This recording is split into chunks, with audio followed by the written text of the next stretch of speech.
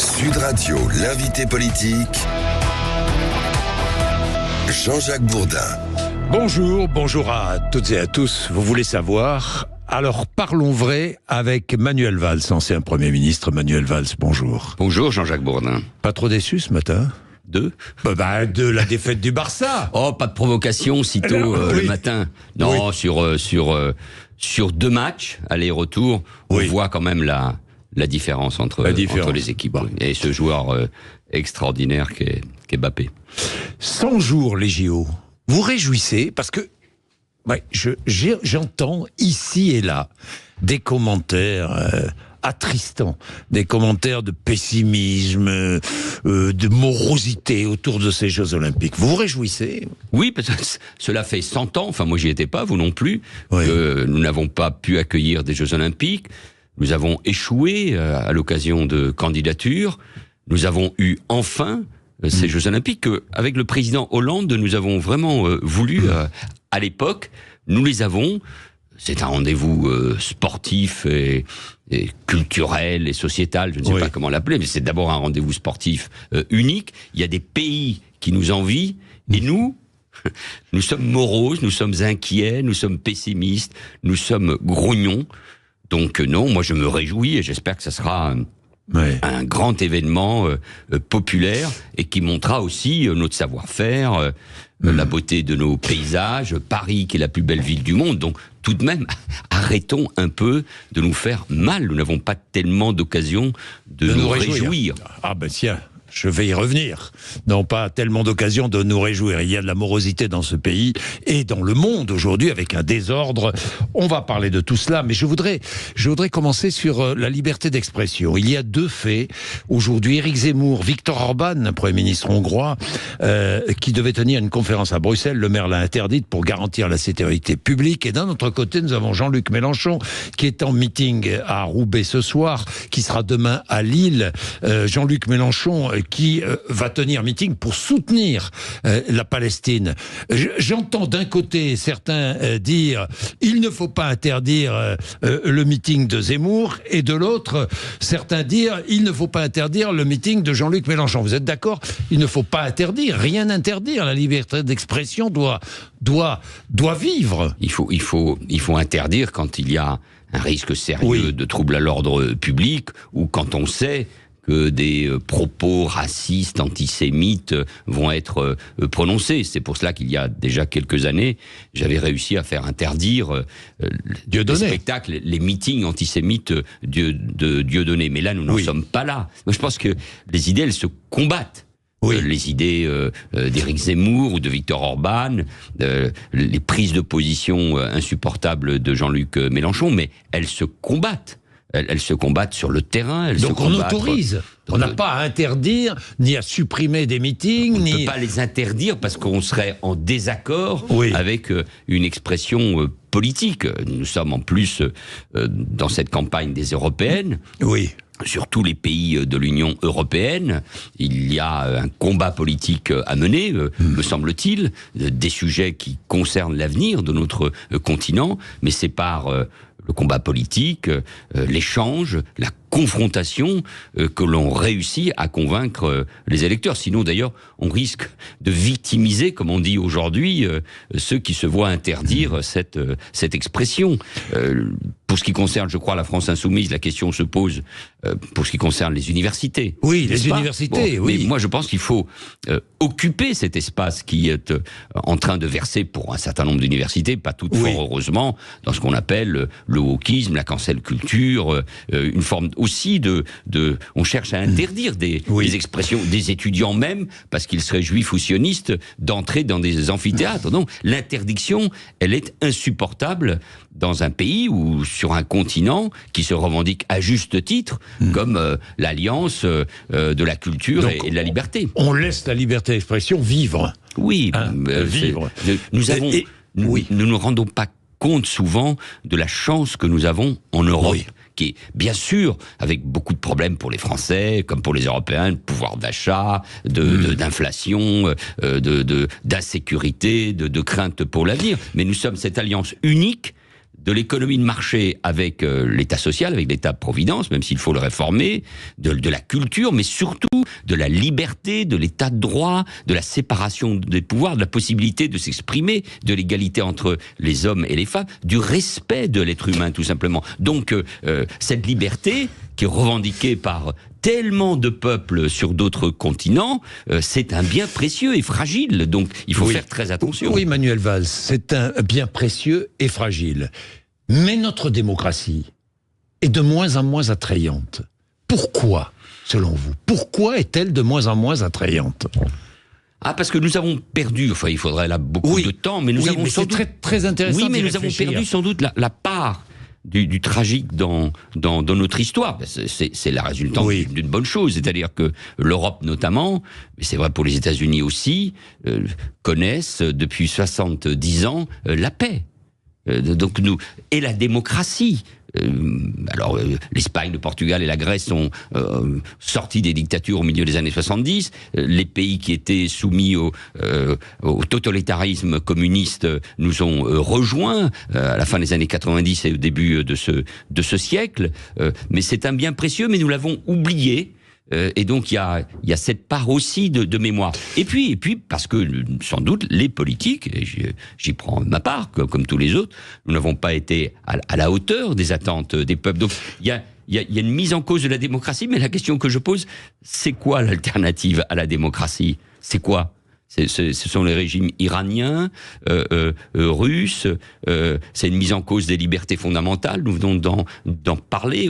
Regardez, dès que en Pologne ou en Hongrie, on a commencé à toucher, ou on touche à des libertés fondamentales, à l'équilibre des pouvoirs, il y a forcément des contestations, une mise en cause. L'Union européenne intervient, donc il faut faire très attention. Donc moi je peux comprendre le désenchantement vis-à-vis de la démocratie, mais il n'y a pas d'alternative à la démocratie, sinon les pouvoirs autoritaires. Et là, vous verrez, les Français notamment, nous sommes le peuple de 1789, de la Déclaration universelle des droits de l'homme, nous avons parlé au monde au nom de la démocratie, on fait passer ce message de démocratie et de liberté plus tôt. Bon, donc attention, sans liberté, sans démocratie, sans prise de parole, sans respect de l'autre, nos sociétés seraient terribles. Moi, mon modèle, c'est ni la Russie, ni la Chine, ça reste cette démocratie libérale, mais qu'il faut évidemment revivifier en permanence. Bien, Manuel Valls, les européennes, notre sondage quotidien IFOP fiducial pour LCI, Le Figaro et Sud Radio, participation 45% des inscrits, c'est assez bas. Jordan Bardella est à 32,5, Valérie Haye à 18, Glucksmann 12, Bellamy 8, Marie Toussaint 7,5, Manon Aubry 7, Marion Maréchal 6, Léon Desfontaines 3. Est-ce que vous savez pour qui vous allez voter? Non. Toujours pas. Non, vous hésitez toujours entre Glucksmann et mais j'ai une forme d'hésitation, mais je ne suis ni candidat, ni chef de parti, ni même membre de parti. Mais il se trouve que parfois je réfléchis aussi, heureusement, comme un citoyen. Entre une liste de la majorité, qui est évidemment pro-européenne, qui est claire sur la question ukrainienne, mais qui, évidemment, subit aussi la forme d'exercer le pouvoir que l'on peut critiquer de la part du président de la République, dont je ne partage pas les prises de position sur Israël, avec qui je suis en désaccord sur des sujets comme, je ne sais pas, l'avenir de la Corse, ou la mise en place, ou la mise en cause plutôt du droit du sol à Mayotte. Bon, voilà. Donc, et du côté de Raphaël Glucksmann, moi je comprends aujourd'hui que beaucoup d'électeurs de gauche, je les rencontre, disent bon, il faut donner une chance à cette gauche réformiste par rapport à la gauche radicale de Jean-Luc Mélenchon, qui préfère le chaos à l'apaisement, et dont les prises de position antisémites sont insupportables. Bon, donc, mais de l'autre côté, c'est quoi les prises de position sur l'immigration de la part de Raphaël Glucksmann, le vote contre le pacte migratoire, on me fait penser que... C'est une faute, c'est une erreur. C'est en tout cas, où est la responsabilité? Alors que, par exemple, les gouvernements socialistes, espagnols, allemands, danois, évidemment, ont porté cette réforme nécessaire si on veut protéger l'Europe de l'immigration illégale et faire en sorte que le droit d'asile ne soit pas dévoyé. Et au moment où l'énergie nucléaire est en train de revenir, elle est même très attendue, par exemple en Allemagne, qu'il avait pourtant mise en cause, une partie de la gauche n'est pas claire sur ces sujets. Et puis, au fond, quelle est la position du Parti socialiste par rapport à la NUPES, par rapport aux alliances, ces gauches irréconciliables que j'avais évoquées il y a longtemps. Donc, face à ces interrogations, à ces ambiguïtés, je m'interroge. Je m'interroge. J'hésite. C'est pas très important. Mais d'une certaine manière, je suis peut-être comme beaucoup de Français. Oui. Qui hésitent entre les deux. Oui, qui hésitent et qui se disent, mais bon, où va-t-on? D'autant plus que ces élections européennes vont avoir une importance, parce que j'allais vous en parler. Si Glucksmann fait un très bon score, François Hollande est déjà prêt à lancer l'idée d'une fédération de la gauche. François Hollande qui déjà prépare une candidature pour 2027. Je ne sais pas, vous lui demanderez. Non, mais Manuel Valls, vous n'avez aucun doute là-dessus, j'imagine. Vous le connaissez bien. Oui, mais je le dirais autrement. Oui. Je pense que... Vous le diriez comment? Non, mais tous ceux qui aiment leur pays et qui pensent que une gauche républicaine, réformiste, social-démocrate. Social-démocrate, c'est des mots un peu étranges parfois, mais en tout cas qui a assumé et qui veut assumer la responsabilité du pouvoir. Ça ne veut pas dire qu'on ne porte pas un regard critique, y compris sur ce que nous avons fait, mais enfin, gouverner, c'est difficile. Tous ceux qui pensent qu'on a besoin d'une gauche républicaine forte devront agir. Moi, parmi d'autres, je veux dire, on doit être capable de se dire, on ne peut pas laisser le pays avec, au fond, sans alternative. La victoire du couple Le Pen, un homme ou une femme qui incarne. Il faudra des idées. Oui, des idées. Quand même. Et il y en a pas beaucoup de nouvelles. Oui. Il faudra beaucoup de conviction, parce que, par exemple, moi je pense que sur l'idée qu'on se fait de la République, de la laïcité, la réponse par rapport au problème de sécurité, de mise en cause de l'autorité, mais aussi la demande de justice sociale qui est puissante dans notre pays, ou de protection des services publics, sur toutes ces questions-là, il faut aussi des idées neuves. Qu'est-ce qu'on fait sur l'État, les impôts, le sentiment aujourd'hui qu'il y a de plus en plus de riches et il y a de plus en plus de pauvres. Bon, sur toutes ces questions-là, il faut agir bien évidemment. Et comment on fait en termes de méthode ?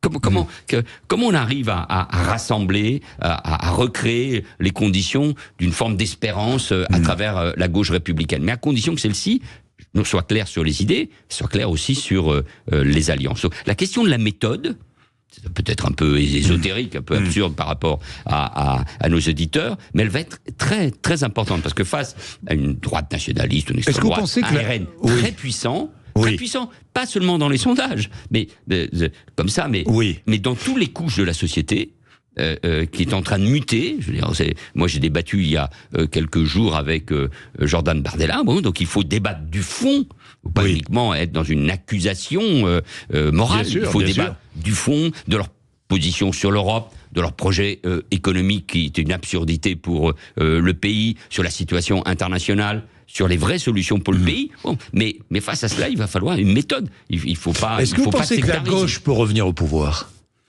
C'est difficile, parce que même si Raphaël Glucksmann fait un bon score, je parle des sondages. Hein, oui, bien sûr. La gauche pour le moment, est à moins de 30%. C'est pour ça que je vous pose la question. Donc c'est difficile. Et comment on gouverne demain ? Est-ce qu'on fait du en même temps ? Est-ce qu'on est derrière un seul homme ou une seule femme ? Est-ce qu'en revanche, on privilégie la coalition ? Comment on fait ? Est-ce qu'on pense que même si on gagnait, on aurait la majorité absolue à l'Assemblée nationale ? Non. Donc comment on fait pour gouverner ? Je vais être direct avec vous, Manuel Valls. Est-ce que vous êtes déçu par Emmanuel Macron ? Franchement. Oui, bien sûr. Est-ce qu'il vous déçoit ? Est-ce que la manière dont il exerce le pouvoir, les choix pris, est-ce que cela vous déçoit ? Ce qui me déçoit, c'est qu'il n'a pas donné un sens à son deuxième quinquennat, dans des conditions très particulières, la guerre en Ukraine, et faute d'adversaires en plus. En tout cas, il était certain de gagner face à Marine Le Pen en 2022 comme en 2017, même si c'était avec une marge moins importante. Il avait, d'une certaine manière, permettez-moi cette expression populaire, de l'or dans les mains. Et il n'en a rien fait. C'est-à-dire que beaucoup de Français qui ont voté pour lui au premier, surtout au second tour de l'élection présidentielle, lui ont dit « on vote parce qu'il faut battre Marine Le Pen, parce qu'il faut l'écarter, parce qu'on a besoin de ce président dans ces temps difficiles, notamment après l'invasion de l'Ukraine par la Russie. » Et ils lui ont donné un deuxième message, pas de majorité absolue à l'Assemblée nationale. Et face à cela, fallait bâtir une coalition, en l'occurrence avec les Républicains. C'était la seule possibilité. Il ne l'a pas fait. Fallait gouverner autrement, en écoutant davantage le pays. La réforme des retraites, fallait sans doute la faire, mais elle a été vécue avec un sentiment de très grande brutalité. Fallait écouter, il l'avait dit lui-même, les syndicats. Il a fermé la porte au nez au premier syndicat réformiste, la CFDT. Donc, du coup, c'est pas une question de déception, c'est une inquiétude. Il est seul face aux Français, face au peuple, face à l'opinion. Et on sent bien qu'il y a une tension dans le pays qui se rajoute aux autres inquiétudes que vous avez évoquées. Et donc la méthode de gouverner, la manière dont on s'adresse aux Français, dont on respecte aussi les institutions, le rôle du Premier ministre, le Parlement, etc., c'est important si on veut soigner, réparer la démocratie. Moi, je pense que la gauche républicaine, celle que modestement j'essaie d'incarner, en tout cas dans mes prises de position, elle doit aussi beaucoup réfléchir à la manière dont on répare le pays, dont on répare la démocratie, dont on écoute les Français. Je sais que ce n'est pas facile, mais je crois que c'est indispensable. Bien, je voulais vous parler évidemment d'Israël et de l'Iran. Israël va répliquer, nous ne savons pas encore comment. Est-ce que la réplique doit être dure et forte ? Manuel Valls. Vous savez, vous connaissez bien ces sujets. On parle de guerre. On est face à une attaque inédite de l'Iran. Jamais l'Iran, depuis l'arrivée du régime des Mollahs, de la République islamiste, dans ce pays, depuis 1979, n'avait mené une guerre directe, une attaque directe contre Israël. Puis plus de 300 missiles et drones, c'est d'un point de vue technologique énorme, même si la prouesse technologique israélienne avec les Américains, notamment... et les Français, et les Britanniques, et les Jordaniens, les Français, d'arrêter cette attaque. Même si l'Iran avait prévenu. Est à souligner. Oui, bien évidemment, enfin, des missiles balistiques... Qui est d'ailleurs... des missiles balistiques. Non, il y avait... On voit bien qu'on est dans une espèce d'équilibre, d'équilibre, d'escalade à peu près maîtrisée. Contrôlé. Mais je pense que l'Iran teste aussi, non seulement Israël, mais la communauté internationale. Donc je pense qu'Israël doit et répliquera d'une manière ou d'une autre. On verra comment. Moi, je ne suis pas dans le secret des gouvernements israéliens. Et pendant ce temps-là, Manuel Valls, l'Ukraine se sent un peu abandonnée. Les Occidentaux ont participé, vous le disiez, à la défense d'Israël en interceptant missiles et drones. Pourquoi n'interceptent-ils pas les missiles et drones envoyés par les Russes sur l'Ukraine? C'est ce que souligne... C'est ce que dit Volodymyr Zelensky. Vous savez, on est dans ce moment de bascule ou de rupture au niveau international. Je viens de dire que le régime des Mollahs testait d'une certaine manière les États-Unis, Israël et au fond aussi les pays arabes sunnites. Ce qui se passe en Ukraine est aussi évidemment essentiel pour nous. Il y a parfois une forme de lâcheté, je trouve pas d'autre mot chez les dirigeants occidentaux. Le mot qu'on utilise immédiatement, c'est attention à l'escalade. Il faut une désescalade. Mais je compare pas tout, mais enfin que ce soit le régime iranien ou les Russes ou Poutine, ils nous regardent, ils nous analysent. Vous savez, l'une des choses qui m'a le plus marqué, c'est la décision de Barack Obama à la fin de l'été 2013 de renoncer à la dernière minute, alors qu'ensemble nous avions décidé de frapper le régime de Bachar. À la dernière minute, il renonce. C'était une décision qui, pour François Hollande, a été assez difficile à supporter, mais qui a surtout donné un signe de faiblesse. Poutine s'y est pas trompé. Il a mis la main sur la Syrie, soutenant Bachar, et quelques mois après, il a envahi la Crimée.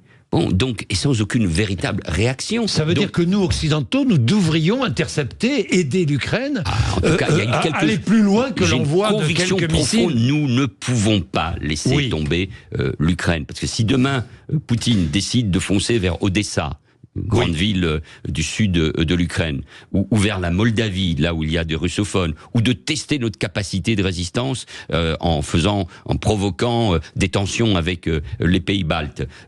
Si nous n'intervenons pas, si nous n'aidons pas l'Ukraine, il va y aller, il va continuer. Enfin, il y a quelque chose que nous oublions toujours, c'est qu'il faut écouter, il faut lire les discours de ceux qui mettent en cause la démocratie ou l'ordre international. C'est-à-dire, depuis 1979, le régime iranien veut la disparition d'Israël. Les Israéliens y croient dans ce discours. Ils savent que leur existence, elle peut être mise en cause. Et il faut écouter et lire les discours de Vladimir Poutine, qui a toujours dit que l'Ukraine, c'était la Russie. Bon, donc, je suis suis pas pour une guerre généralisée et pour faire n'importe quoi, ça n'aurait aucun sens. Mais nous devons aider bien davantage. De ce point de vue-là, je soutiens toutes les dernières initiatives du président Macron, parce que c'est une partie de notre avenir, de notre existence, de notre crédibilité, de nos intérêts stratégiques, pour parler savamment, sont en cause dans cette affaire.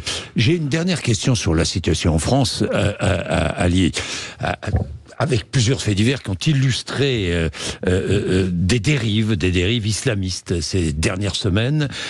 Islam et islamisme se confondent-ils trop souvent maintenant?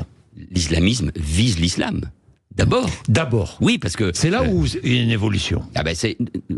Écoutez, nous avons au fond plusieurs lignes de front. Oui. Il y a évidemment ce qui se passe au Proche-Orient, c'est ce qui se passe en Ukraine, mais il y a une ligne de front qui est majeure, et qui en plus, c'est le temps long qui s'impose. C'est l'islamisme. C'est la volonté de l'islamisme, de l'islam politique, des frères musulmans, des salafistes, etc. en Europe. Pourquoi ? Parce qu'il y a des millions de musulmans qui vivent en Europe depuis longtemps. Mais à travers l'immigration, ce mouvement a cru. Et les islamistes visent ces communautés musulmanes. Ils veulent s'emparer des cœurs, des consciences. Ils sont en train de transformer depuis longtemps, parfois avec l'aide du Qatar, de l'Arabie Saoudite, du wahhabisme. Ils veulent s'emparer de cet islam. Donc c'est une guerre interne à l'islam. Donc il faut en avoir conscience. Et ça se joue où ? À l'école, dans l'espace public, en essayant d'imposer au fond des mœurs, un ordre moral. Chez les jeunes ? Chez les jeunes notamment, en agissant très fortement sur les réseaux sociaux, et notamment sur TikTok. Donc c'est une bataille idéologique et culturelle, donc ne soyons pas naïfs. C'est majeur. S'ils arrivent à imposer leur idéologie au sein même de l'islam, c'est tout l'islam qui bascule. Et donc c'est un défi considérable pour nos sociétés. Or, je n'entends pas, très peu, de voix puissantes du côté de l'islam, des représentants de l'islam dans notre pays. Alors c'est vrai que l'islam sunnite, qui est la majorité dans nos pays et en Europe, n'est pas organisé, mais c'est un défi considérable. Donc prenons ça comme quelque chose de particulièrement sérieux. Et toutes ces mises en cause, on voit bien qu'ils prennent en plus un tour très violent et insupportable, sont là aussi une manière de nous tester. Donc il faut une réponse, une réplique d'une force incroyable. Il faut une mobilisation partout. En plus, ils ont des complices. La France insoumise, le wokisme, l'idée au fond que tous les musulmans sont les victimes de la colonisation de l'Occident et de l'homme blanc, tout ça crée des fractures profondes dans notre société. C'est un des combats de ma vie, et si moi je continue à m'engager sur le plan politique, c'est parce que je sais que là aussi, la démocratie, l'idée que je me fais de la République, de la laïcité, sont en cause.